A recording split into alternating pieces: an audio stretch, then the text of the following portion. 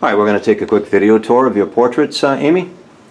Jim was actually the very first one. He was the first portrait I did for the series, and this is here in Rockport. This is on the shoreline in Rockport, and we kind of made it up as we went along. He didn't know what he was doing, I didn't know what I was doing, and he helped me through it, so. Okay.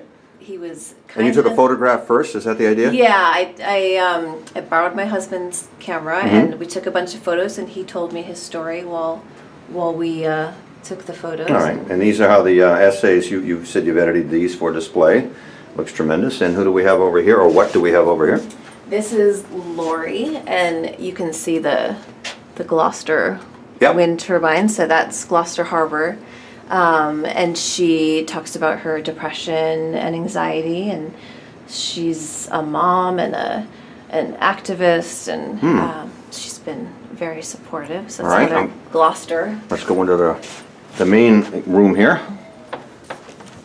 And behind door number 1, this is quite a picture here. This is quite a portrait. This is Amelia and her cat, Coco Bean. And she told me this was exactly what she wanted. She said every time she played the piano, Coco Bean would do this, but that day Coco Bean did not. So it took at least a half an hour to convince Coco Bean to do what he's supposed to.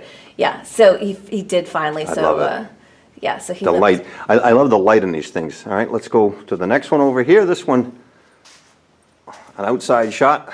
Seth wanted his portrait on the boulevard in Gloucester. Okay. And we Oh, started. I know where that is. Yeah, okay. Now I know where it is. We started out at the Fisherman's Memorial, and he said, I have a better idea. He said, there's a phone booth in front of Morning Glory that's broken. Let's go there. So I said, whatever you want, it's fine. So he was hilarious, and he was a lot of fun. Very good.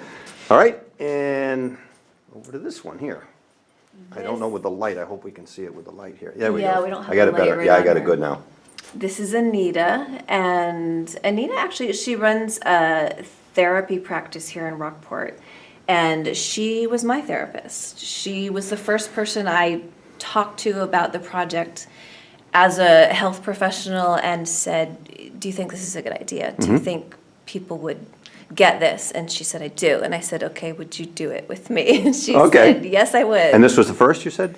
She was the first person I talked to. Oh, okay. About Okay, it. because Yeah, Jim was the first portrait. Gotcha. Yeah. All right. But she was the first person I opened up to. Excellent, about excellent. it. All right, couple more here.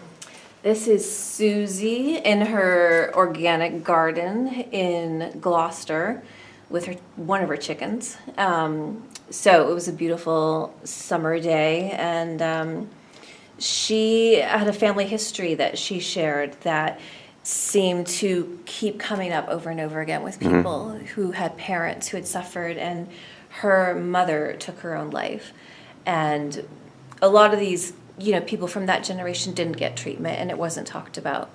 But it was important to Susie to share her story. I have a picture of that, and we'll post on the website. It's an amazing story in about 3 paragraphs there. It's incredible. Yeah. 3 or 4 paragraphs. Absolutely.